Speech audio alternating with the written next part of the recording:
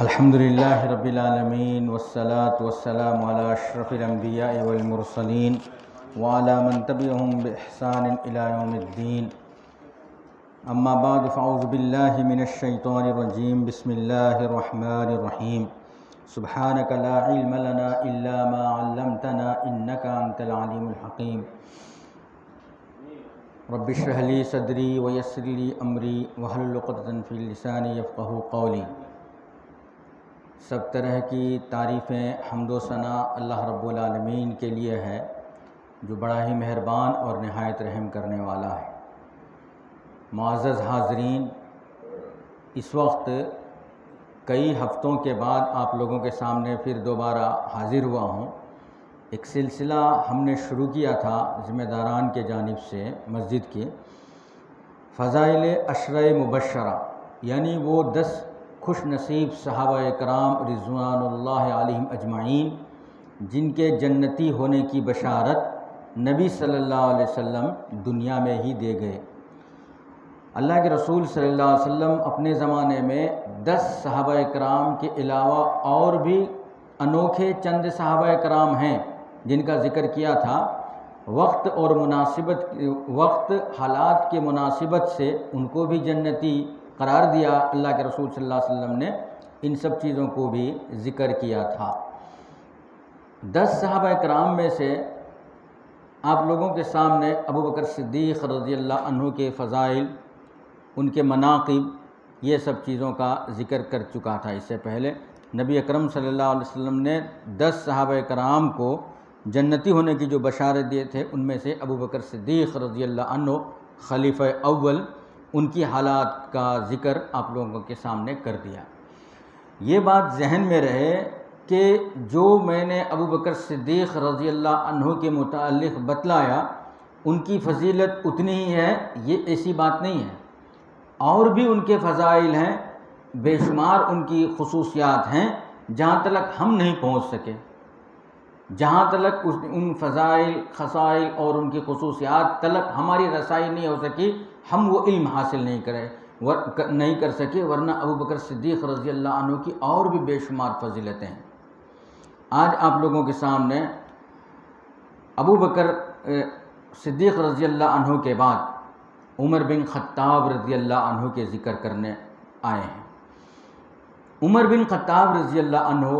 ان کا نام عمر بن خطاب یعنی عمر ان کا نام، اور ان کے والد کا نام خطاب ہے، ان کے بیٹے خطاب کے بیٹے عمر، اور ان کی کنیت جو ہے ابو حفص، لقب الفاروق ہے۔ یہ عام الفیل کے 13 سال کے بعد پیدا ہوئے۔ جیسا کہ اس سے پہلے بتلایا تھا کہ پہلے زمانے میں یہ تاریخ نہیں تھی کہ اور کوئی چیز ڈاکومنٹ لکھنے کے لیے کوئی بڑا واقعہ پیش آتا تو وہیں پر نشاندہی کرتے، فلاں واقعہ ہوا نہیں، اس کے 2 مہینے کے بعد، اس کے 2 سال کے بعد، 1 سال کے بعد۔ نبی اکرم صلی اللہ علیہ وسلم جس سال پیدا ہوئے تھے اس سال ایک بہت بڑا جو واقعہ پیش آیا، ابرہہ کا واقعہ۔ مکہ کعبۃ اللہ کو توڑنے کے لیے ابرہہ ہاتھیوں کے ساتھ داخل ہوا مکے میں، لیکن وہ توڑ نہ سکا، اور اللہ رب العالمین نے اس کو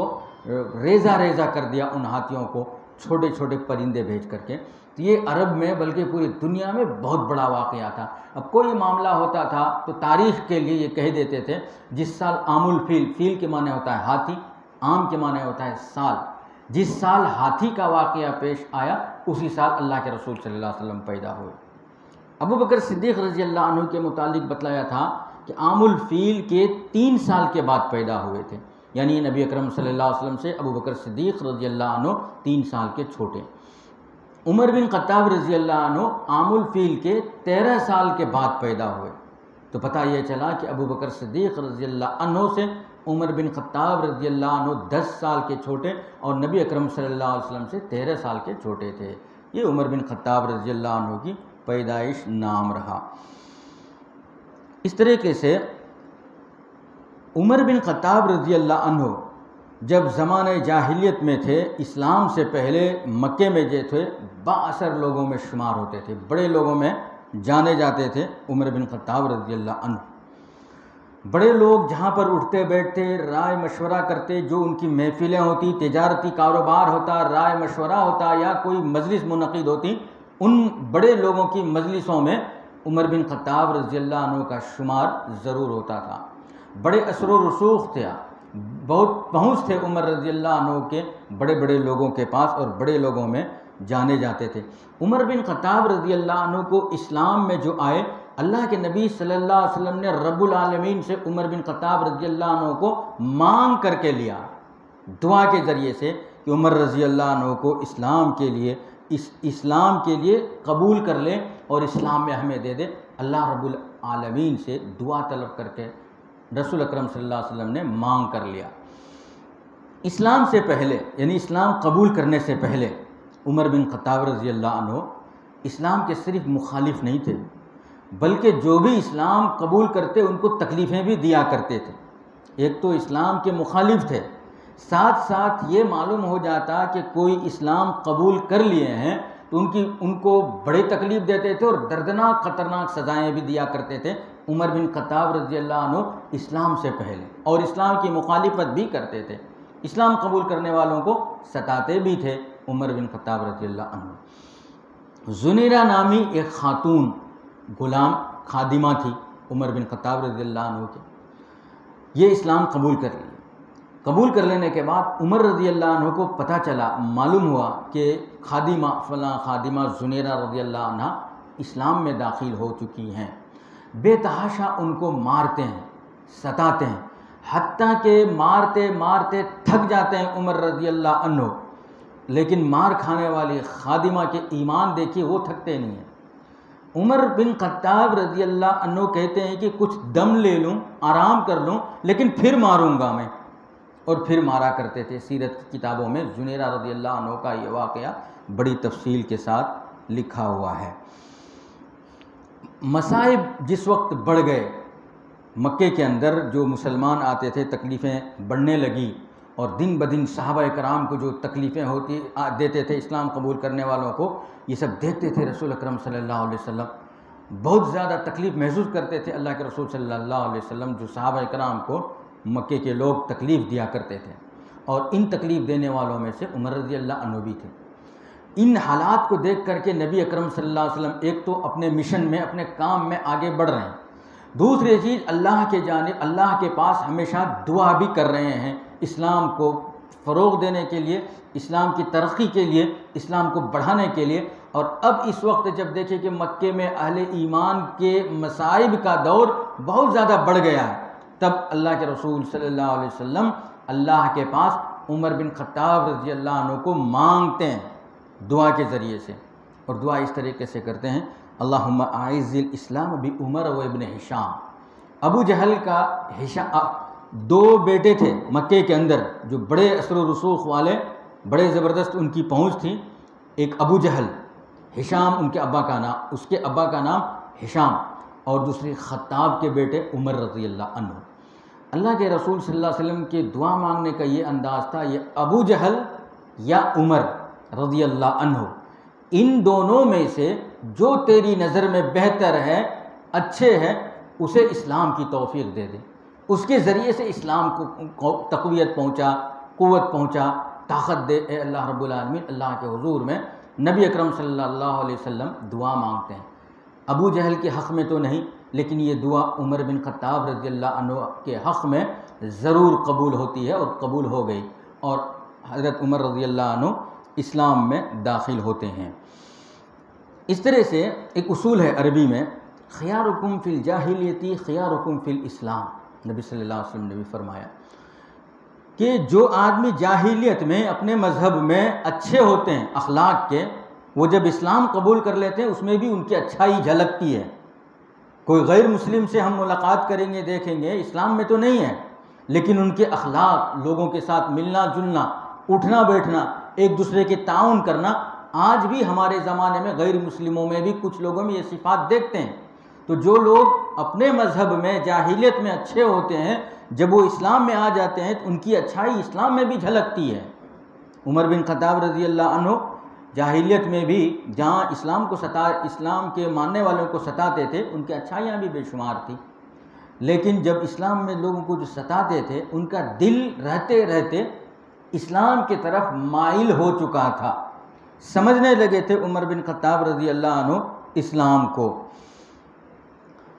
ایک مرتبہ یعنی اثر ہونے لگا تھا کہ اسلام کے دن بدن بڑھتے جا رہا، اور سمجھدار بھی تھے، یہ نہیں کہ جو آدمی بڑے ہیں بڑے لوگوں میں بیٹھتے ہیں پڑھے لکھے جو لوگ ہوتے ہیں عام طور پر سمجھدار ہوتے ہیں،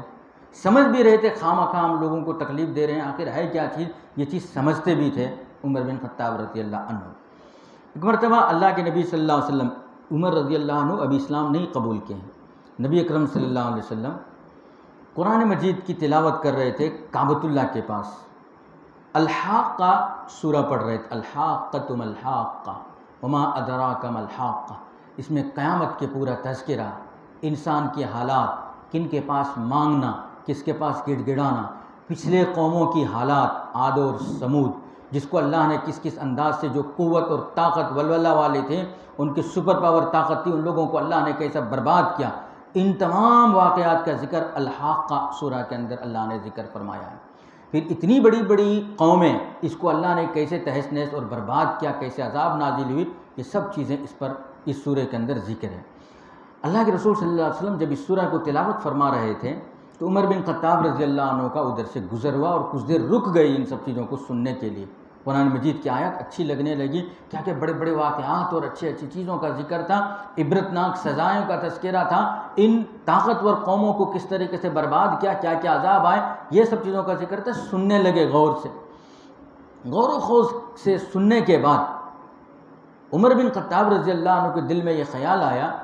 کہ یہ کسی شاعر کا کلام ہے، شعر و شاعری جو لوگ کرتے ہیں نا ویسا کلام ہے، یہ جو ایک دم ملا، الحاقہ ما الحاقہ وما ادراک ما الحاقہ کذبت عاد و ثمود بالقاریہ، ایسا جو ترتیب سے آ رہا ہے، تینوں اندازہ کر لیتے ہیں، دل میں سوچ رہے ہیں کہ یہ شاعر کا کلام ہے۔ اللہ کے رسول صلی اللہ علیہ وسلم تلاوت کرنے میں مصروف ہیں، پڑھ رہے ہیں اور اس آیت پر پہنچے، اور ادھر عمر بن خطاب رضی اللہ عنہ کے دل میں یہ بات آ رہی ہے کہ یہ شاعر کا کلام ہے، اور ادھر اللہ کے رسول صلی اللہ علیہ وسلم اس آیت پر پہنچے، وما هو بقول الشاعر قلیلا ما تؤمنون، یہ کسی شاعر کا کلام نہیں ہے، بہت کم تم لوگ مانتے ہو، ایمان لاتے ہو۔ یہ جو کلام ہے کسی شاعر کا کلام نہیں ہے۔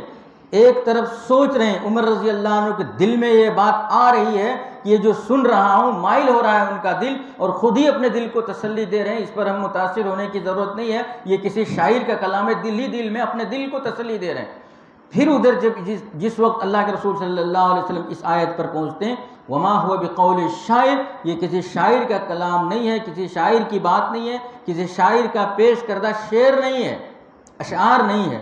قلیلا ما تؤمنون، بہت کم تم لوگ ایمان لاتے ہو اللہ کی بات پر۔ اب سوچنے پر مجبور ہو جاتے ہیں عمر بن خطاب، ارے میں سوچا، دل میں میری بات آئی، اور یہی بات کا جواب مجھے اللہ کے رسول صلی اللہ علیہ وسلم کی زبان سے نکل رہی ہے۔ تب پھر سوچتے ہیں اور پھر دل کو تسلی دیتے ہیں، کہیں مائل نہ ہو جائیں اسلام میں، پھر دل کو تسلی دیتے ہیں، ارے یہ کاہن و جو جادوگر لوگ ہوتے ہیں ان لوگوں کی یہ بات ہو سکتی ہے جو کہ ہمارے دل میں بات آئی اور ان کو پہنچ گئی، جادوگری میں عام طور پر ایسا ہوتا ہے، ممکن ہے وہی ہوگا۔ تو اللہ کے رسول صلی اللہ علیہ وسلم اس کی بعد کی آیت میں پہنچتے ہیں، وما هو بقول کاہن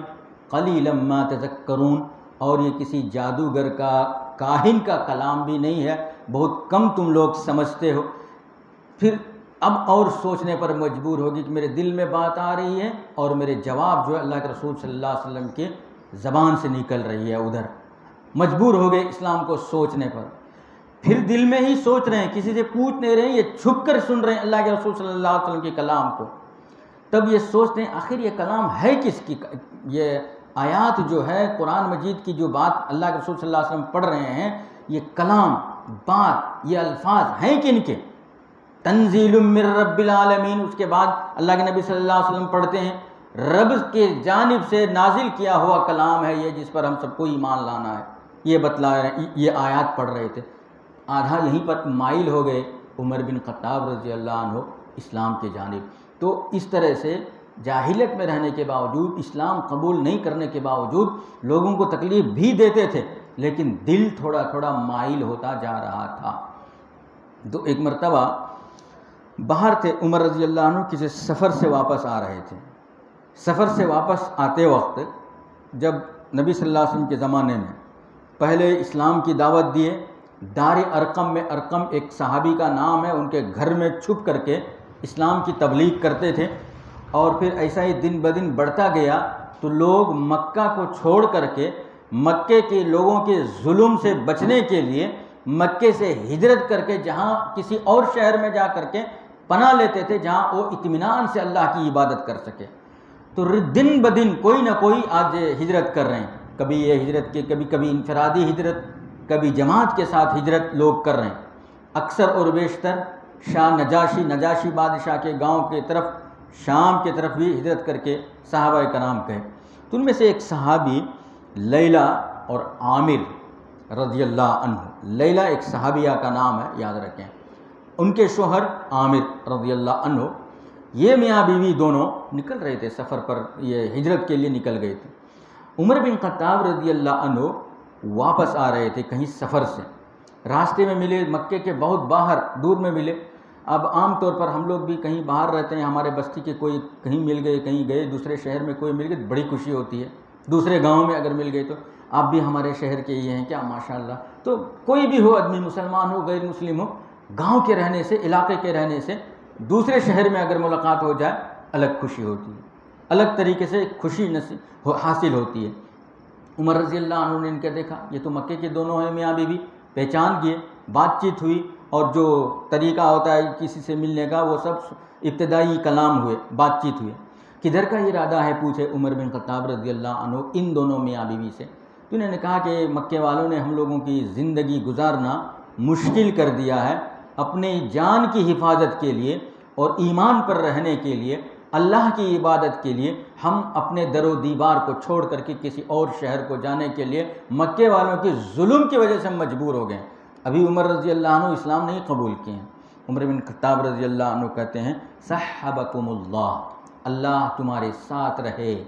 صحبکم اللہ تمہارے ساتھ رہے، یعنی جس اللہ کی تم بات مانتے ہو، جس اللہ کی عبادت کے لیے جا رہے ہو، وہ اللہ تم کو حفاظت سے رکھے، یہ دعا کر دیتے ہیں۔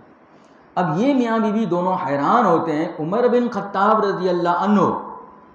جو لوگوں کو ظلم کرتے ہیں، ستاتے ہیں، کسی کے متعلق پتہ چل جاتا ہے، معلوم ہو جاتا ہے کسی کے متعلق، تو ان کے اوپر سزائیں دیتے ہیں، یہ ہم کو دعا دے رہے ہیں، بات کیا ہے؟ ہم تو سمجھ رہے تھے ہم کو ڈانٹیں گے، ہم سمجھ رہے تھے ہم کو ڈرائیں گے کہ تم لوگ کیوں مکے کو چھوڑ کر کے جا رہے ہو، کیوں یہاں سے نکل کر کے جا رہے ہو، ہم سمجھ رہے تھے ایسا۔ لیکن جب دعا یا کلمات ان کو جب دیے تو کچھ اپنے دل میں سوچنے لگے کہ یقیناً عمر بن خطاب رضی اللہ عنہ متاثر ہو چکے ہیں لگتا ہے، جو کہ ہم کو ڈانٹنے والے، ڈرانے، اور باروب آدمی تھے، روب تھا ان کا، جلال تھا، شان و شوکت تھا، کوئی آدمی ان سے بات کرتے تھے کانپنے لگتے تھے، ڈرنے لگتے تھے، اور یہ سمجھے کہ ہم کو ڈرائیں گے، ماریں گے، ڈانٹیں گے، یا پھر ہم کو مکہ واپس جانے پر مجبور کریں گے۔ یہ تو دعائیں دے رہا ہے کہ اللہ رب العالمین تم کو ساتھ دے، اللہ تمہارے ساتھ رہے۔ الغرض اس کے بعد دونوں میاں بیوی نکل جاتے ہیں،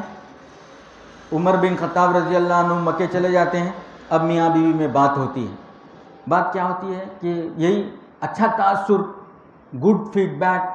بہترین، کیا اچھی بات ہے، یہ ہے وہ ہے، ان کی بیوی اور متاثر ہوتے ہیں، لگتا ہے اب اسلام قبول کر لیں گے عمر رضی اللہ عنہ۔ ان کی بیوی وہ عامر رضی اللہ عنہ کی بیوی لیلہ رضی اللہ عنہ کہتی ہیں قبول کر لیں گے۔ تو ان کے شوہر جو ہیں عامر جو ساتھ میں تھے وہ کہتے ہیں عمر اتنی آسانی سے اور اتنے جلدی اسلام نہیں قبول کرے گا، یہاں تک کہ عمر کی گدھی جب تک اسلام نہیں قبول کر لے عمر رضی اللہ عنہ اسلام نہیں قبول کر سکتے ہیں۔ مطلب یہ کہ یہ ناممکن سی بات ہے کہ عمر رضی اللہ عنہ اسلام قبول کر لے، یہ ممکن ہی نہیں ہے، یہ کہنا چاہتے تھے، ایسے تھے عمر رضی اللہ عنہ۔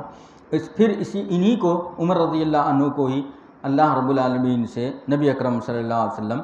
دعا کرتے ہیں اور دعا میں ان کو اپنے پاس لانے کے لیے اللہ کے پاس مانگتے ہیں۔ ابن مسعود رضی اللہ عنہ کہتے ہیں، عبداللہ ابن مسعود رضی اللہ عنہ، عمر رضی اللہ عنہ کے اسلام قبول کرنے سے پہلے ہم لوگ مکے کے گلیوں میں سر جھکا کر کے ادھر سے ادھر جایا کرتے تھے، ڈر لگتا تھا، خوف ہوتا تھا، لیکن جب عمر رضی اللہ عنہ اسلام قبول کر لیے تو ہم سر اٹھا کر کے چلنے لگے مکے کے گلیوں میں، مکے کے گلیوں میں سر اٹھا کر کے چلنے لگے عمر رضی اللہ عنہ کے اسلام قبول کر لینے کے بعد۔ یہ تاثر عبداللہ ابن مسعود رضی اللہ عنہ دیتے ہیں۔ اسی طریقے سے جب لوگ اسلام قبول کرتے تھے مکے کے اندر، ڈر ڈر کر کے رہتے تھے، کہیں کوئی کافر کو معلوم ہو گیا، مشرک کو معلوم ہو گیا تو سزا دیں گے، تکلیف دیں گے، ماریں گے، ڈر ڈر کر رہتے تھے اور پھر ہجرت کرنے پر مجبور ہو جاتے تھے اور نکل جاتے تھے ہجرت کرنے کے لیے۔ لیکن عمر رضی اللہ عنہ نے لوگوں سے، ایسا جب ماحول تھا تو عمر رضی اللہ عنہ نے لوگوں سے ایک مرتبہ ایسا ہی پوچھا، خبریں جو کچھ بات آتی ہے، یہ بات کو بہت اسپیڈ ادھر سے ادھر پھیلانے والے مکے میں کون ہیں؟ یعنی یہاں ایک بات سنا فوراً سب جگہ فاش کر دیا، پتہ کرا دیا کہ فلاں جگہ یہ ہو رہا ہے، وہ ہو رہا ہے۔ کچھ لوگ ایسے ہوتے ہیں، ادھر کی بات ادھر، ادھر کی بات ادھر کرنا، ہر زمانے میں ہوتے ہیں، ہر علاقے میں ہوتے ہیں، ہر ماحول میں ہوتے ہیں۔ عمر رضی اللہ عنہ نے ایک مرتبہ ان کے محفل میں، اسلام کے مسلمانوں کی محفل میں نہیں، ان کے جو محفلیں ہوتی ہیں ان لوگوں کی محفل میں یہ سوال کرتے ہیں، خبر کو ادھر سے ادھر بہت تیزی کے ساتھ پہنچانے والے کون ہیں، ذرا مجھے بتائیے۔ تو لوگوں نے جو ہے جمیل بن معمر رضی اللہ عنہ، جمیل بن معمر بعد میں اسلام کو ان کا نام بولتے ہیں کہ یہ خبروں کو پہنچانے میں بڑے ایکسپرٹ ہیں، ماہر ہیں۔ تو ان کے پاس جا کر کے کہتے ہیں کہ مکے والے کو بتلا دو کہ میں بہت جلد اسلام میں داخل ہونے والا ہوں، اسلام قبول کرنے والا ہوں، اور اسلام کے آغوش میں میں بہت جلد آنے والا ہوں۔ جو جتنی تیزی سے تم اس بات کو مکے کے لوگوں میں پہنچا سکتے ہو پہنچا دو، تو پہنچا دیتے ہیں، اور لوگ اب سمجھ جاتے ہیں کہ اب یہ جو وقت ہے اسلام قبول کرنے کا وقت عمر رضی اللہ عنہ کا آ چکا ہے۔ اور ایک انوکھا واقعہ آپ لوگ جانتے ہوں گے اور معلوم ہوگا کہ جس وقت عمر رضی اللہ عنہ اسلام قبول کیے تو اس وقت اللہ کے نبی صلی اللہ علیہ وسلم اپنے صحابہ کرام کے ساتھ ارقم رضی اللہ عنہ کے گھر میں جو بھی صحابہ کرام تھے ان کو اسلام سمجھا رہے تھے، اور وہی سب سے پہلا مرکز تھا اسلام کا۔ مسجد نہیں تھی ابھی، کعبۃ اللہ مشرک کے ہاتھ میں تھا، وہاں پر بتیں رکھی ہوئی تھیں، اور وہاں پر عبادت کرنے پر بھی مارے جاتے تھے، ستائے جاتے تھے۔ تو دار ارقم میں، یعنی ارقم رضی اللہ عنہ کے گھر میں صحابہ کرام کی تربیت اللہ کے رسول صلی اللہ علیہ وسلم کرتے تھے۔ ایک مرتبہ عمر رضی اللہ عنہ، پہلے سے ان کا دل فی الحال مائل ہو چکا ہے، کافی 2 واقعہ سے 3 واقعہ سے ہم معلوم کریں کہ ان کے جو حالات ہیں اسلام کی طرف مائل ہو چکا ہے۔ ایک مرتبہ ایسا ہی اسلام نہیں قبول کرنا، بسا اوقات کیا ہوتا ہے کہ ہم لوگوں میں بھی حق معلوم ہونے کے باوجود اپنی انا، ایگو پر ایسا اڑے رہتے ہیں کہ کیوں ہم اپنے مذہب کو چھوڑ کر کے ادھر جائیں، حالانکہ حق ہمارے پاس نہیں ہے، اس کے باوجود ہماری انا گوارا نہیں کرتا۔ وہ شیطان ہوتا ہے۔ جو حق ہے، نبی صلی اللہ علیہ وسلم نے فرمایا الحکمت ضالۃ المؤمن اخذها حیث وجدها، حکمت کی باتیں، اچھی باتیں مومن کی گمشدہ چیز ہے، وہ جہاں سے بھی ملے لے لینا چاہیے۔ لیکن آج جو ہے ہم اپنے ماں باپ سے، آباء و اجداد سے جو دین سیکھیں بس یہی دین ہے سمجھ لیتے ہیں۔ اگر کوئی اچھی بات کرے تو ہم سمجھ جاتے ہیں کہ اپنے آپ کو بدلنا ہے، بدلنا نہیں ہے، ہم جس اسلام پر ہیں اس لیے اسلام پر رہنا ہے، لیکن پیور نالج رہنا ہے، صحیح نالج اور صحیح معلومات ہمارے پاس رہنا ہے، یہ چیز ہونا چاہیے۔ لیکن عام طور پر فطری تقاضا یہ ہے کہ انسان حق معلوم ہونے کے باوجود جو حق پر ہے ان کی مخالفت کرتا ہے۔ تو عمر رضی اللہ عنہ کے واقعات سے پتہ چلا کہ اسلام کی طرف مائل ہو چکے ہیں، اس کے باوجود مخالفت کر رہے تھے رسول اکرم صلی اللہ علیہ وسلم اور آپ صلی اللہ علیہ وسلم پر ایمان لانے والوں کی۔ اللہ کے رسول صلی اللہ علیہ وسلم دار ارقم میں صحابہ اکرام کو سمجھا رہے تھے، نبی اکرم صلی اللہ علیہ وسلم کو قتل کرنے کے ارادے سے عمر بن خطاب رضی اللہ عنہ نکلتے ہیں دار ارقم، لوگوں سے پوچھنے کے بعد فلاں جگہ ہیں، نکلتے ہیں، نکل لینے کے بعد دیکھتے ہیں اور یہ نیت کرتے ہیں کہ یہ جو ہم باپ دادا کے دین کو چھوڑ کر کے دوسرے دین کی طرف جو بلا رہے ہیں آج ہم ان کو ہی ختم کر دیں گے، اسلام مٹ جائے گا، ختم ہو جائے گا، یہ نیت سے جاتے ہیں، دروازہ کھٹکھٹاتے ہیں، اندر سے آواز سوال جواب عمر رضی اللہ عنہ معلوم ہوتا ہے۔ اس کے بعد نبی اکرم صلی اللہ علیہ وسلم سے پوچھتے ہیں دروازہ کھولا جائے نہیں کھولا جائے، صحابہ تو نبی اکرم صلی اللہ علیہ وسلم کہتے ہیں کہ کھولیے، اگر اچھا ارادہ ہے تو ہم ان کا استقبال کرتے ہیں، اگر وہ غلط ارادے سے آئے ہیں تو انہی کی تلوار سے ہم ان کو مار دیں گے۔ صحابہ کرام اور اللہ کے رسول صلی اللہ علیہ وسلم کا یہ مشورہ ہوتا ہے۔ لیکن عمر رضی اللہ عنہ جب داخل ہوئے، سوال جواب کیے، پوچھ تاچھ کیے، پوچھنے والوں نے ان کو کہا کہ تم ہم لوگوں کو سمجھانے کیوں آئے؟ تمہارے بہن اور بہنوئی اس سے پہلے اسلام قبول کر چکے ہیں۔ اس سے یہ بات راستے میں ہو چکی تھی، بہن اور بہنوئی اسلام قبول کر چکے ہیں، یہ راستے میں بات ہو چکی تھی۔ راستے میں جب پوچھے تلوار لے کر کدھر کا ارادہ ہے؟ آج ہم اسلام کو ختم کر دینے کا ارادہ ہے، فلاں جگہ، وہاں جانے سے پہلے تم اپنے بہن اور بہنوئی کی خبر لو، وہاں پر مار دھار کرتے ہیں، سورہ طٰہٰ کی آیات ان کی بہن سناتے ہیں، تب جا کر کے دار ارقم میں آتے ہیں عمر رضی اللہ عنہ۔ اور بھی مائل ہو چکے تھے، اب اسلام کو سمجھتے ہیں، پھر اس کے بعد یہیں پر کلمہ پڑھتے ہیں عمر بن خطاب رضی اللہ عنہ۔ یہ بھی سیرت کی کتابوں میں بڑی تفصیل کے ساتھ واقعہ ہے۔ تو اس طرح سے عمر رضی اللہ عنہ اسلام میں داخل ہو جاتے ہیں۔ تو اس کے بعد سے ہی عبداللہ ابن مسعود کے جو واقعہ بتایا کہ اس کے بعد ہم شان سے جینے لگے مکے کے اندر، اور چونکہ ہجرت کا ماحول تھا، زیادہ میجارٹی طاقت جو ہے مکے والوں کی تھی، لہذا ہجرت بھی لوگ کر ہی رہے تھے۔ ایسے موقع پر عمر بن خطاب رضی اللہ عنہ کو بھی ضرورت پڑی کہ وہ بھی ہجرت کرے، وہ بھی ہجرت کے یہ نکلے، مکہ چھوڑ کر کے، مکہ چھوڑ کر کے نکلے۔ الغرض ہجرت بھی جب کرنے لگے، ہجرت کے لیے جب نکلے تو ایسے ہی نہیں نکل گئے، کہیں ڈرتے ڈراتے یہ نہیں، کعبۃ اللہ جاتے ہیں، برملا اعلان کرتے ہیں عمر بن خطاب رضی اللہ عنہ، اعلان یہ کرتے ہیں کہ جس کو جو آدمی یہ پسند کرتے ہیں کہ ان کی ماں اس کو گم کرے، ماں گم کرنے کا مطلب یہ عربی میں ہے کہ اس کا مطلب یہ ہے کہ جو ان کی ماں ان کو مار دے، ماں سے گم ہو جائے، وہی مطلب ہے، گم کرے ان کو۔ اگر جو کوئی آدمی ایسا چاہتے ہیں کہ ان کی ماں اسے گم کرے تو میں کل ہجرت کرنے جا رہا ہوں، آئے اور مجھے فلاں جگہ روکے، ایسا کعبۃ اللہ میں عمر بن خطاب رضی اللہ عنہ اعلان کرتے ہیں۔ لیکن کسی کی مجال نہیں ہوتی کہ عمر رضی اللہ عنہ کو ہجرت کرنے سے روکے یا ان کے پاس کوئی بات چیت کرے یا اسلام کو سمجھائے۔ عمر بن خطاب رضی اللہ عنہ یہ ایسے باروب صحابی، روبدار صحابی، دبدبا، ولولہ، اثر و رسوخ، طاقتور، باہمت صحابی، جن کے بارے میں نبی اکرم صلی اللہ علیہ وسلم نے ارشاد فرمایا کہ نبوت کا سلسلہ تو اب ختم ہو چکا ہے، لو کان نبی بعدی لکان عمر نبیہ، کہ اگر میرے بعد نبوت کا سلسلہ جاری رہتا تو میرے بعد عمر بن خطاب رضی اللہ عنہ نبی بن کر ابھرتے، اللہ انہی کو نبی بناتا۔ آپ کے فضائل میں اللہ کے رسول صلی اللہ علیہ وسلم نے یہ بتایا۔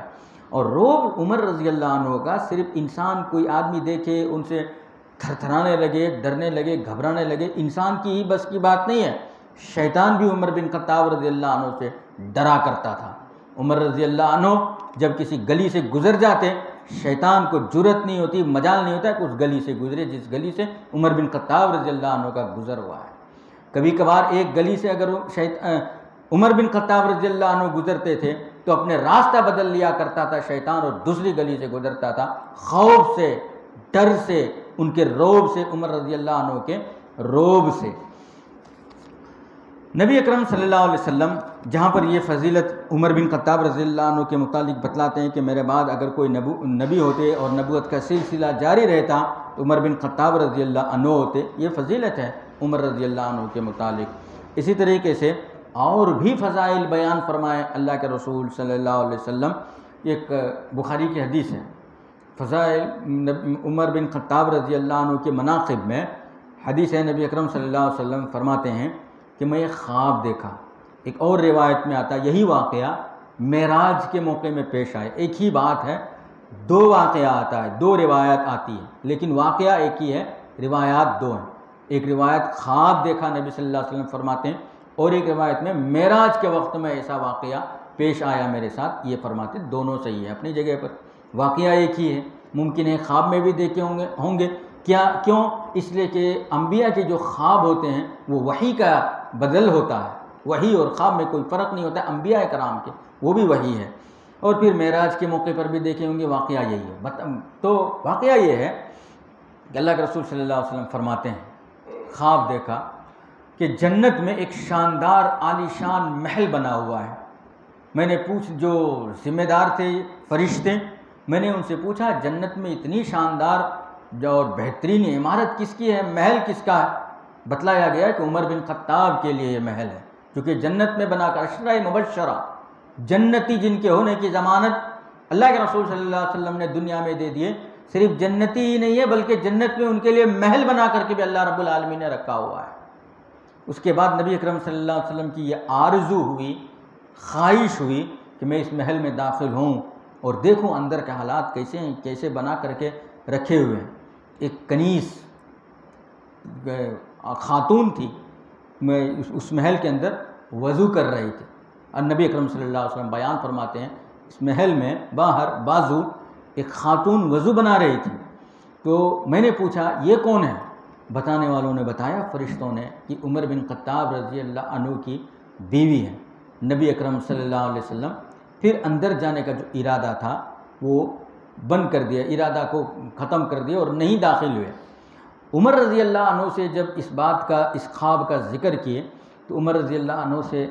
اللہ کے رسول صلی اللہ علیہ وسلم نے فرمایا کہ آپ کی جو غیرت ہے، غیرت مند انسان ہیں آپ، اس غیرت نے مجھے آپ کے محل میں جہاں پر آپ کی بیوی تھی اس میں داخل ہونے سے منع کر دیا۔ عمر رضی اللہ عنہ نے فرمایا علیک اغار یا رسول اللہ، یا اے اللہ کے رسول صلی اللہ علیہ وسلم، میرے بیوی بچے ان کے اوپر کوئی اور نظر ڈالے، کوئی اور دیکھے تو میری غیرت ابھر سکتی ہے، بھڑک سکتی ہے، لیکن آپ ہو اور میرے بیوی کے متعلق ایسا کہیں، آپ پر تو مجھے سوال ہی نہیں پیدا ہو سکتا ہے۔ آپ میرے غیرت کا کیوں خیال کرتے ہیں؟ آپ نبی، آپ کی جو ہستی ہے، آپ کی جو عزت ہے، آپ اللہ کے چہیتے ہیں، چنندہ ہیں، اللہ کے آخری نبی ہیں، آپ کیوں غیرت میرے لیے ایسا کر کے مجھے شرمندہ کرتے ہیں؟ علیک اغار یا رسول اللہ، آپ سے بھی میں اپنے بیوی بچوں کے لیے غیرت رکھ کروں؟ یہ آڑے آ جائے، ہماری غیرت آپ کے لیے آڑے آ جائے؟ یہ عمر بن خطاب رضی اللہ عنہ اللہ کے رسول صلی اللہ علیہ وسلم سے کہتے تھے۔ یہ بھی ایک فضیلت ہے جو کہ اللہ کے رسول صلی اللہ علیہ وسلم نے عمر بن خطاب رضی اللہ عنہ کے بارے میں بتایا۔ ایک اور مرتبہ نبی اکرم صلی اللہ علیہ وسلم خواب کے تذکرہ، یہ احادیث صحیح احادیث ہیں جو کہ بخاری میں صحابہ کرام کے مناقب لکھے ہیں۔ مناقب کہتے ہیں فضیلتوں کو، ان کے خصوصیات کو، ان کے خصلتوں کو، عادات اور اطوار کو۔ یہ فضیلتیں ہمیں احادیث میں ملتے ہیں جو اللہ کے رسول صلی اللہ علیہ وسلم بتلائیں۔ کئی خواب اللہ کے نبی صلی اللہ علیہ وسلم عمر بن خطاب رضی اللہ عنہ کے متعلق دیکھیں۔ ان میں سے ایک خواب جو ہے، خواب سے پہلے خصوصیات میں سے عمر رضی اللہ عنہ کی صرف اتنی ہی نہیں، بے شمار خصوصیات کا ذکر رسول اکرم صلی اللہ علیہ وسلم کیے۔ اور عمر رضی اللہ عنہ کی حالات کو اگر ہم پڑھیں تو بڑے دور اندیش تھے، معاملہ فہم تھے، حکمت تھا، فراس تھا۔ ان سب چیزوں کا معنی کیا ہے؟ دور اندیش، یعنی اگر کوئی مسئلہ اور مشورہ کر رہے ہیں کہ فلانا کام کرنا ہے، 2 سال کے بعد اس کا کیا انجام ہوگا اس سے واقف رہتے تھے۔ دور اندیش اسی کو کہتے ہیں۔ مستقبل میں ہمارا کام کیسا، ایسا ہی انجام پاتے رہے، اس کو آگے کی سوچ پر علم رہتا تھا، صلاحیت رہتی تھی۔ یہ دور اندیشی اسی کو کہتے ہیں۔ حکمت کے مطلب کوئی بھی کام کرے، آج چٹ منگنی پٹ شادی، ابھی سوچے نہیں سمجھے سب کچھ کر دیے، کل کے دن لڑائی ہوگی، ایسا نہیں، بلکہ ایک کام اگر ہم کر دیے تو ہمیشہ کے لیے یہ کام برقرار رہنا، ایسی سوچ کے مالک تھے عمر بن خطاب رضی اللہ عنہ۔ دانا تھے، سمجھدار تھے، اور فراست، اچھی سمجھ کے مالک تھے عمر بن خطاب رضی اللہ عنہ۔ اللہ کے رسول صلی اللہ علیہ وسلم جہاں پر بے شمار فضیلتیں عمر بن خطاب رضی اللہ عنہ کے متعلق بیان فرمائے ہیں، ان میں سے کئی خوابوں کا تذکرہ کیا ہے۔ ایک مرتبہ نبی اکرم صلی اللہ علیہ وسلم کا معمول تھا فجر نماز کے بعد بیٹھتے، کسی نے کوئی خواب دیکھا ہے کیا پوچھتے صحابہ کرام سے، اس کے بعد ذکر کرتے جو خواب دیکھے ہیں، بولتے ہاں میں نے خواب دیکھا، میں نے خواب دیکھا۔ اگر کوئی نہیں دیکھے رہتے اللہ کے رسول صلی اللہ علیہ وسلم خود بولتے میں نے رات کو یہ خواب دیکھا ہے، اور اس کی تعبیر یہ ہے۔ یہ بھی طویل حدیث ہے۔ ایک دن اللہ کے رسول صلی اللہ علیہ وسلم نے بتایا میں رات کو خواب دیکھا، میں دودھ پی رہا ہوں۔ اللہ کے رسول صلی اللہ علیہ وسلم دودھ پی رہے ہیں، اور پھر اس میں سے جو بچا ماندہ دودھ ہے عمر بن خطاب رضی اللہ عنہ کو دیتے ہیں اور وہ پیتے ہیں۔ اللہ کے رسول صلی اللہ علیہ وسلم نے فرمایا اس دودھ سے مراد علم ہے، جو علم مجھے اللہ نے دیا ہے ایسا ہی علم اللہ رب العالمین نے عمر بن خطاب رضی اللہ عنہ کو بھی عطا کیا ہے۔ ایک اور خواب ساتھ میں یہ ذکر کرتے ہیں کہ میرے پاس خواب میں میرے پاس لوگ پیش کیے جا رہے ہیں، لوگ آ رہے ہیں، اللہ کے رسول صلی اللہ علیہ وسلم کے پاس لوگ آ رہے ہیں، کوئی جو ہے کپڑا سینے تلک پہنا ہے، کوئی اس سے نیچے، کوئی اس سے نیچے، اور کوئی پاؤں تلک پہنا ہوا ہے کپڑا، لیکن ایسے لوگ آ رہے ہیں۔ عمر بن خطاب رضی اللہ عنہ بھی آ رہے ہیں جن کے کپڑے اور بھی زیادہ نیچے ہیں۔ اللہ کے رسول صلی اللہ علیہ وسلم نے فرمایا یہ کپڑے سے مراد جو ہے دینداری ہے، سمجھداری ہے، علم کی ہی یہ ایک قسم ہے۔ دینداری، سمجھداری، فراست، حکمت، دانائی، یہ سب چیزیں اس کپڑے سے مراد ہے۔ تو ساتھ ساتھ جہاں پر علم، اللہ نے عمر رضی اللہ عنہ کو علم سے نوازا تھا، اچھی سوچ کا بھی مالک بنایا تھا، سمجھداری بھی عطا کیا تھا اللہ رب العالمین نے عمر بن خطاب رضی اللہ عنہ کے متعلق۔ یہی وجہ تھی، یہ سمجھداری، اگلے کی سوچ، دور اندیشی، حکمت، دانائی، یہی وجہ تھی کہ بسا اوقات عمر رضی اللہ عنہ کوئی رائے دیتے تھے، مشورہ دیتے تھے، اللہ کی جانب سے وہ وحی بن جاتی تھی۔ عبداللہ ابن عمر رضی اللہ عنہ کے بیٹے کہتے ہیں، بیٹے روایت کرتے ہیں کہ میرے ابا یعنی عمر رضی اللہ عنہ، عمر بن خطاب رضی اللہ عنہ کبھی کبھار ایسا کہتے تھے، مجھے کوئی معاملہ جب ہم ان کے سامنے رکھتے، کوئی بات پیش کرتے کہ آج ایسا ہوا، فلانے جگہ یہ ہوا، وہ ہوا، یا کوئی مشورہ ہوا، جب ہم کہتے اپنے باپ کے پاس، عمر رضی اللہ عنہ کے پاس، تو عمر رضی اللہ عنہ پوری بات سننے کے بعد کہتے مجھے ایسا لگتا ہے کہ ایسا ہوا ہوگا، اور جیسا لگتا ہے بولتے تھے ہو بہو وہی ہوا ہوتا تھا۔ معاملہ کو کوئی واقعہ بتلاتے تھے کہ فلاں آدمی لڑ رہے ہیں، یہ کر رہے ہیں، وہ کر رہے ہیں، یہ ان کی غلطی تھی، ان کی غلطی تھی، یہ سب جو کبھی کبھار ہمارے پاس یہ میٹر آتا ہے، ہم دیکھے ہوئے نہیں رہتے ہیں۔ عمر بن خطاب رضی اللہ عنہ کی دور اندیشی پر قربان جائیے، کہتے ہیں کہ جو تم بتلا رہے ہو ایسا نہیں ہوگا بلکہ ایسا ہوا ہوگا، میں سمجھتا ہوں، میرا گمان ہے۔ جب ہم معاملہ کے تہ تلک پہنچتے، عبداللہ کہتے ہیں رضی اللہ عنہ، تو ویسا ہی ہوتا جیسا میرے باپ کہے ہوئے ہوتے کہ معاملہ ایسا نہیں ہوگا، ویسا ہوگا جیسا میرا گمان ہے، اس طریقے سے سنتے تھے۔ تو بسا اوقات عمر رضی اللہ عنہ اللہ کے رسول صلی اللہ علیہ وسلم کو بہت سارے معاملے میں مشورہ دیا کرتے تھے، اپنی رائے رکھتے تھے، اور اس رائے کو اللہ کے رسول صلی اللہ علیہ وسلم تسلیم کر لیتے تھے۔ بسا اوقات رائے دیتے تھے، مان لیتے تھے اور اس کے اوپر تسلیم کر لیتے تھے۔ بسا اوقات اللہ کی وحی بن جاتی تھی۔ رائے کس وقت دیتے تھے؟ ایک مرتبہ نبی اکرم صلی اللہ علیہ وسلم مسجد نبوی میں صحابہ کرام کے ساتھ مسجد میں بیٹھے ہوئے تھے۔ اچانک نکلے مسجد سے، باغ تھا، ایک باغ میں بیٹھ گئے تنہا، کوئی نہیں ہے، دور تھوڑی دور میں ایک باغ ہے، ایک باغیچہ ہے، وہاں پر بیٹھ جاتے ہیں رسول اکرم صلی اللہ علیہ وسلم، اور کوئی نہیں ہے، تنہا بیٹھے ہیں۔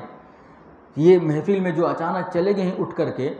تو لوگ تشویش میں فکر کرنے لگے کہ پتہ نہیں کدھر گئے، یا کوئی دشمن نے بلایا وہاں چلے گئے، کسی نے مار دیے، طرح طرح کی بدگمانیاں آنے لگی،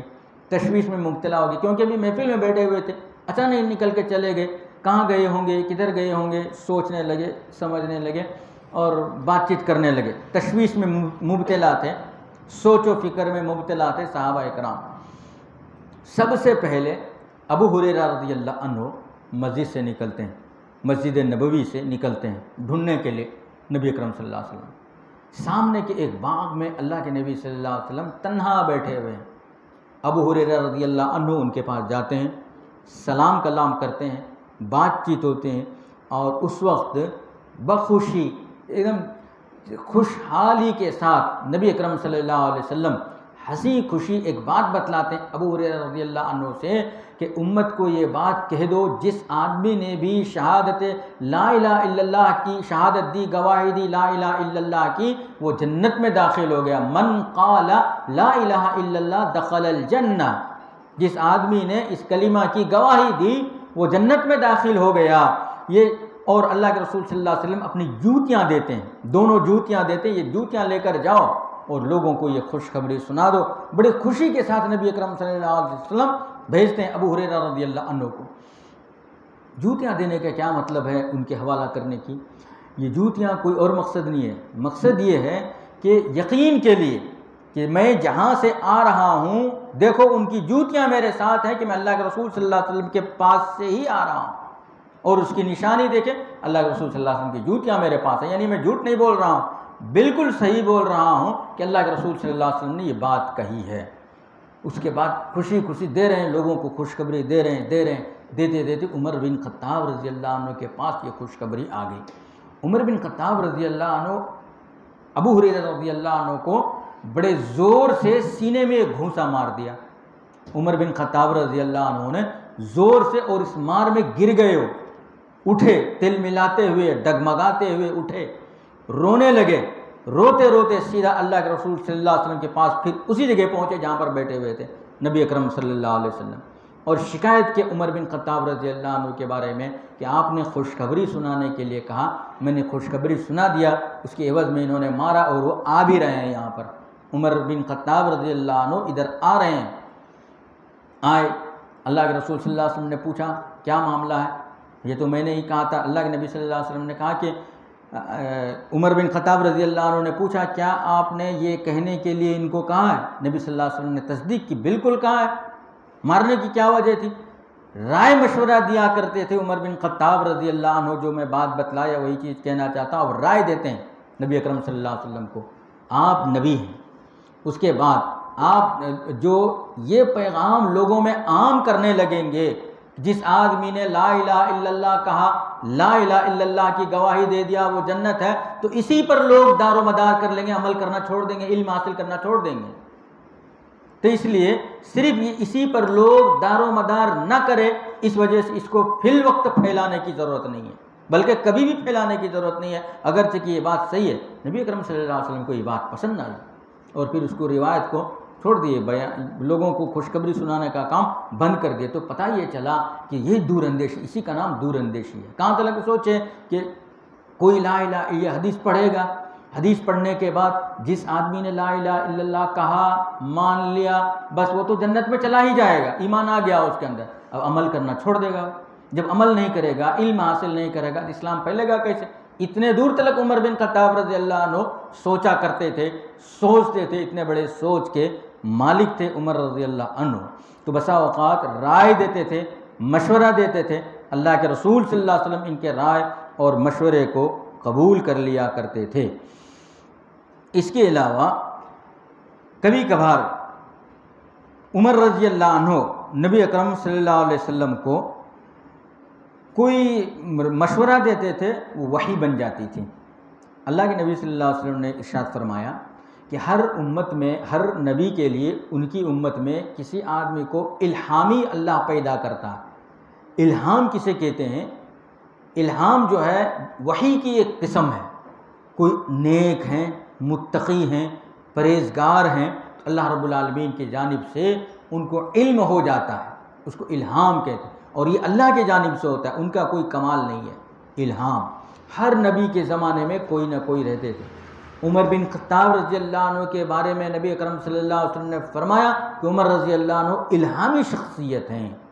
ان کو پتہ چل جاتا ہے، علم ہو جاتا ہے، دور اندیشی ان کی اتنی ہے کہ اللہ رب العالمین نے ان کے دل میں بات ڈال دیتا ہے۔ موسیٰ علیہ السلام ان کو جب ایک صندوق میں بند کر کے سمندر میں ڈال دو، جو بالے وہی نہیں نازل ہوئی تھی، الہام ہوا تھا، دل میں بات آئی تھی۔ الہامی شخصیت عمر بن خطاب رضی اللہ عنہ نبی اکرم صلی اللہ علیہ وسلم کی امت میں سے تھے۔ تو بسا اوقات رائے مشورہ دیا کرتے تھے، اور الہامی شخصیت کی ایک واقعہ میں آپ کو بتلاتا ہوں کہ بسا اوقات رائے مشورہ دیتے تھے، وہ وہی ہو جاتی تھی۔ اس کی بھی چند مثال دیتا ہوں۔ الہامی شخصیت تھے کیسے؟ اس واقعہ کو تاریخ میں ملتا ہے، یہ واقعہ جو بولنے جا رہا ہوں تاریخ میں اس کا تذکرہ ہے۔ اس کی سند کے اعتبار سے کی جو سند ہے، یقیناً اس میں اختلاف ہے، مگر علماء اہل حدیث جو گزر چکے ہیں، اہل علم، سلف الصالحین، ان لوگوں نے ان کی صحت کو یقینی قرار دیا ہے۔ الغرض متقدمین میں سے اس وقت کے محدث اب تو نہیں ہے، موجود نہیں ہے دنیا میں، علامہ ناصر الدین البانی نے بھی اس تاریخی واقعہ کی سند کی تصدیق کی ہے کہ سچا سند ہے، صحیح سند ہے۔ علامہ ناصر الدین البانی نے بھی اس تاریخی واقعہ کی سند کی تصدیق کی ہے۔ کیا تاریخی واقعہ ہے؟ ایک مرتبہ عمر رضی اللہ عنہ ممبر پر خطبہ دے رہے تھے، نبی اکرم صلی اللہ علیہ وسلم کے زمانے کے بعد خطبہ دے رہے تھے۔ خطبہ کے دوران ایک فوج بھیجے تھے لڑنے کے لیے، کہیں مسلمانوں کی فوج جو ہے لڑنے کے لیے بھیجے تھے۔ تو جس کے کمانڈر، اس فوج کے کمانڈر جو، اس کا نام تھا ساریہ، لڑنے کے لیے گئے ہیں۔ عمر رضی اللہ عنہ اپنے گاؤں میں خطبہ دے رہے ہیں، یہ فوج کہیں اور دور میں لڑ رہی ہے دشمنوں سے، اور ان کی حالت دوبھر ہو گئی ہے، شکست کھانے کے قریب قریب ہے مسلمانوں کی، جس کے کمانڈر ساریہ ہے رضی اللہ عنہ۔ عمر بن خطاب رضی اللہ عنہ خطبہ دے رہے ہیں ممبر پر، اور اچانک خطبہ دیتے دیتے کہہ رہے ہیں یا ساریۃ الجبل، یا ساریۃ الجبل۔ اس کا مطلب یہ ہے کہ ساریہ جو کمانڈر ہیں اس جنگ کے، جو کہیں بہت دور ہیں لڑنے کے لیے گئے ہیں، ان کو کہہ رہے ہیں کہ تم پہاڑ کی طرف سے حملہ کرو، پہاڑ کی طرف سے حملہ کرو۔ اب وہ فوج تو دکھ نہیں رہا ہے ان کو عمر رضی اللہ عنہ، مگر اچانک میں یہ بات بتا رہے ہیں، لوگ بھی حیران ہیں، اچانک خطبہ دے رہے ہیں یا ساریۃ الجبل، یا ساریۃ الجبل فرما رہے ہیں، کیا مطلب ہے؟ لوگ بھی پریشان ہیں۔ خطبہ ختم ہوتا ہے، اس کے بعد کہتے ہیں کہ ہم کو جو کمانڈر گئے ہیں، فوج لڑنے کے لیے گئے ہیں اسلامک فوج، وہ ہارنے کے قریب قریب تھی، شکست کھانے کے قریب تھی، اور مجھے وہ نقشہ معلوم ہو رہا تھا، مسلمان ہار رہے ہیں۔ پھر اس کے بعد میں نے جب ان کو ایک ہدایت دیا کہ پہاڑ کی جانب سے تم حملہ کرو، پہاڑ کی جانب سے حملہ کی، ہارتے ہارتے مسلمانوں کی فوج فتح حاصل ہو گئی، ان کو کامیاب ہو گئے اور دشمنوں پر غالب آ گئے، کامران ہو گئے۔ کچھ دنوں کے بعد وہی فوج واپس آتے ہیں، ملاقات ہوتی ہے عمر بن خطاب رضی اللہ عنہ کی، پورا واقعہ ہو بہو ویسا ہی بتلاتے ہیں جیسا عمر بن خطاب رضی اللہ عنہ نے جمعے میں خطبے میں لوگوں کو بتلایا تھا۔ یہ الہامی شخصیت تھے عمر بن خطاب رضی اللہ عنہ، پتہ چل جاتا تھا، معلوم ہو جاتا تھا۔ اسی طریقے سے کبھی کبھار مشورہ دیتے، وحی نازل ہو جاتی، وحی بن کر کے اللہ کی جانب سے آ جاتا ہو۔ عمر رضی اللہ عنہ فرماتے ہیں کہ میرا آپ صلی اللہ علیہ وسلم سے ایک مشورہ رکھیں کہ ہم لوگ طواف کرتے ہیں عمرہ کرنے کے لیے، جو مقام ابراہیم ہے، مقام ابراہیم کی جگہ پر دل چاہتا ہے کہ 2 رکعت نماز پڑھ لیں، اس کو اپنا مصلی بنا لیں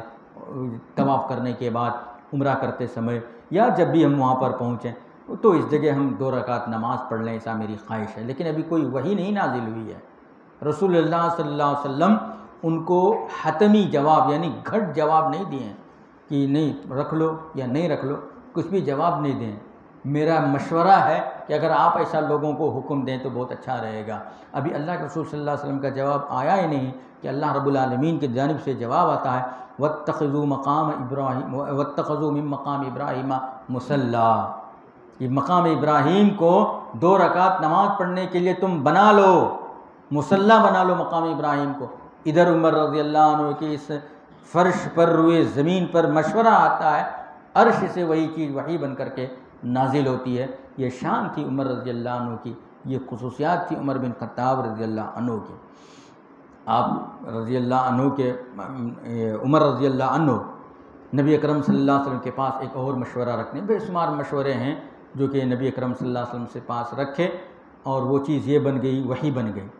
آپ صلی اللہ علیہ وسلم کے پاس ایک مرتبہ آتے ہیں، اور مسجد نبوی جو ہے بہت پکی شاندار مسجد نہیں تھی اس زمانے میں، پتھر لگا دیے تھے چاروں طرف، پتھر کمر تلک، اور اس کے بعد اوپر کی جو حالات ہیں کھجور کے پتے ڈال دیے تھے۔ بارش ہوتی تھی تو ایسے موقع پر جب بارش ہوتی تھی گیلی ہو جاتی تھی زمین۔ نبی صلی اللہ علیہ وسلم اور سیرت جب ہم پڑھتے ہیں پتہ چلتا ہے نمازی جب آتے تھے بارش کے دنوں میں تو کنکڑ وغیرہ رہتے تھے، سجدہ کرنے کی جگہ پر ڈال لیتے تھے کہ جب ہم سجدہ کریں تو پیشانی میں کیچڑ نہ لگے، کنکر وغیرہ۔ اس طریقے سے مسجد نبوی کی حالت تھی۔ اسی کے اطراف امہات المومنین کے حجرے تھے، گھر تھے، اور پھر اسی مسجد میں نبی اکرم صلی اللہ علیہ وسلم کے بہت بڑے بڑے فیصلے ہوا کرتے تھے۔ وفد آتے باہر سے مسجد میں بٹھا کر کے بات کرتے تھے، کوئی جرم کیا ہے مسجد نبوی کے ستون سے باندھ دیتے تھے، اور بھی کوئی مسئلے مسائل ہیں، ہر طرح کے مسئلے مسجد نبوی میں حل ہوا کرتا تھا۔ کسی فوج کو تربیت دینا ہے مسجد نبوی میں اس کے متعلق بات کرتے تھے، کہیں بھیجنا ہے سارے طرح کے لوگ آتے تھے۔ الغرض اس سے یہ پوری بات بولنے کا خلاصہ یہ ہے، ہر طرح کے لوگ آتے تھے مسجد نبوی میں۔ امہات المومنین کے حجرہ کہاں ہیں؟ مہم ملے ہوئے ہیں، مسجد نبوی کے اطراف لگے ہوئے ہیں، مسجد نبوی کی دیوار بھی بڑی اونچی نہیں ہے، بیٹھے ہوئے رہے تو حجرہ نظر آ جاتے ہیں نبی اکرم صلی اللہ علیہ وسلم کے مسجد نبوی سے اس زمانے میں۔ عمر بن خطاب رضی اللہ عنہ پہنچتے ہیں اللہ کے رسول صلی اللہ علیہ وسلم کے پاس اور کہتے ہیں اے اللہ کے نبی صلی اللہ علیہ وسلم، آپ کے محفل میں اچھے لوگ بھی آتے ہیں اور برے لوگ بھی آتے ہیں، میرا مشورہ ہے کہ آپ اپنی بیویوں کو، امہات المومنین کو پردہ کرنے کا حکم دے دیں کہ وہ پردے میں رہیں۔ لیکن ابھی وحی نہیں نازل ہوئی ہے، پردے کا کوئی حکم نہیں آیا ہوا ہے۔ برے لوگوں سے مراد محدثین لکھتے ہیں، مفسرین لکھتے ہیں منافقین تھے، جن کے دل صحیح نہیں تھے، دو رخا پن ہوتا ہے اس کے اندر، دل کے پاک نہیں ہوتے ہیں منافقین، اس کے طرف اشارہ تھا عمر بن خطاب رضی اللہ عنہ کا۔ اس کے بعد یہ ابھی بات رکھے ہی تھے، وہی نازل ہوتی ہے اللہ رب العالمین کی جانب سے عمر رضی اللہ عنہ کے مشورے کے بعد، وَإِذَا سَأَلْتُمُوهُنَّ مَتَاعًا فَاسْأَلُوهُنَّ مِنْ وَرَاءِ حِجَابٍ، جب تم ان امہات المومنین سے کسی چیز کے متعلق سوال کرو تو پردے کے پیچھے سوال کرو، یعنی اس کا مطلب پردہ کا حکم نازل ہو گیا۔ اب محفل میں آتے تھے جو مسجد نبوی کے، جو رائے مشورہ یا کوئی مجلس، کوئی وفد آیا، اس وقت امہات المومنین کے گھریں جو ہیں، حجرات جو ہیں مسجد نبوی سے لگے ہوئے ہو رہتے ہیں۔ کبھی مسجد میں کوئی مہمان آیا، پانی مانگنے کا ضرورت پڑا یا کوئی اور ضرورت پیش آ گئی تو ایسا ہی آواز دیتے تھے یا جاتے تھے، لیتے تھے، لے کر کے آ جاتے تھے۔ لیکن اب یہ حکم نازل ہو گیا کہ پردے سے پوچھنا ہے، تم ان کو نہیں دیکھنا، وہ تم کو نہیں دیکھیں، من وراء حجاب، پردے کے پیچھے سے تم طلب کرو۔ یہ عمر بن خطاب رضی اللہ عنہ کا مشورہ تھا جو اللہ رب العالمین نے پسند کیا اور وحی نازل کر فرما دیا اس کے متعلق۔ تو اس بات سے پتہ یہ چلا کہ عمر رضی اللہ عنہ کے جو دور اندیشی، حکمت، دانائی، فراست، یعنی اچھے سوچ کے مالک جو تھے، ان کے مشورہ اللہ کے رسول صلی اللہ علیہ وسلم بھی قبول کرتے تھے۔ ابو ہریرہ رضی اللہ عنہ کے جو واقعہ کہ قولوا لا الہ الا اللہ تفلحوا جو پھیلا رہے تھے، روک دیے نبی صلی اللہ علیہ وسلم، مشورہ لے لیے، لیکن یہ رسول صلی اللہ علیہ وسلم مشورہ، اللہ بھی ان کے مشوروں کا لحاظ کیا، رکھا۔ جو مشورہ اس فرش پر ہوتا تھا وہی مشورہ، وہ آیت بن کر کے عرش سے نازل ہوتی تھی۔ عمر رضی اللہ عنہ کی یہ سب فضیلتیں، اور بھی فضیلتیں ہیں، اور بھی رائے اور مشورے رکھے ہیں عمر رضی اللہ عنہ۔ تو آج کے لیے اتنا کافی ہے، انشاءاللہ اگلے اتوار پھر آئیے آپ لوگ، اور یہ ذہن میں رکھیں کہ ہم اتنا سنے ہیں، اس کے بعد اور مشورے آنے والے ہیں۔ جو عمر رضی اللہ عنہ نے رکھا وہی بن گئی، اور بھی ان کی فضیلت بیان ہونے والے ہیں، اور بھی ان کے زندگی کے واقعات ہیں۔ ان سب چیزوں کا تذکرہ انشاءاللہ سلسلہ وار کروں گا۔ اللہ سے ہم دعا کرتے ہیں کہ اللہ رب العالمین ہمیں ان عشرہ مبشرہ ہوں، سیرت کے واقعات ہوں، یا نبی اکرم صلی اللہ علیہ وسلم کے ہی واقعات ہوں، ان واقعات کو سننے، اس پر عمل کرنے، اس کو اپنی زندگی میں لاگو کرنے کی ہمیں توفیق عطا فرمائے۔ زیادہ سے زیادہ ہمیں ان دینی محفلوں میں بیٹھنے اور علم سیکھنے کی ہمیں توفیق عطا فرمائے۔ جو کچھ ہم نے علم سیکھا ہے اس پر ہمیں عمل کرنے کی توفیق عطا فرمائے۔ آمین وآخر دعوانا الحمدللہ رب العالمین۔ السلام علیکم ورحمۃ اللہ۔